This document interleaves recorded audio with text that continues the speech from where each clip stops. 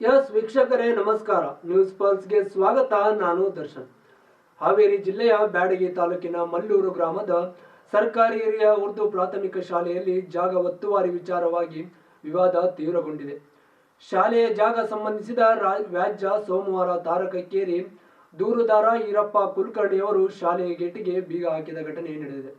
ಇದರ ಪರಿಣಾಮ ಶಾಲಾ ಮಕ್ಕಳು ತರಗತಿಗಳಿಗೆ ಹಾಜರಾಗಲಾಗದೆ ಶಾಲೆಯ ಹೊರಗಡೆ ಬಿಸಿಲಲ್ಲಿಯೇ ಕುಳಿತು ಪಾಠ ಕೇಳುವ ಪರಿಸ್ಥಿತಿ ನಿರ್ಮಾಣವಾಗಿದೆ. ಈರಪ್ಪ ಕುಲಕರ್ಣಿ ಅವರ ತಂದೆ ಶಂಕರಪ್ಪ ಕುಲಕರ್ಣಿ ಅವರು ಉರ್ದು ಶಾಲೆಗಾಗಿ 5 ಗುಂಟೆ ಜಾಗವನ್ನು ದಾನವಾಗಿ ನೀಡಿದ್ದರು.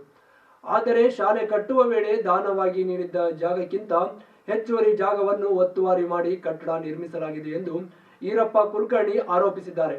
ಈ ಸಂಬಂಧ ಕಳೆದ ಹಲವು ವರ್ಷಗಳಿಂದ ನ್ಯಾಯಾಲಯದಲ್ಲಿ ವ್ಯಾಜ್ಯ ನಡೆಯುತ್ತಿದ್ದು ಹೆಚ್ಚುವರಿ ಜಾಗವನ್ನು ತೆರವುಗೊಳಿಸಬೇಕು ಎಂಬ ಬೇಡಿಕೆ ಮುಂದುವರೆದಿದೆ.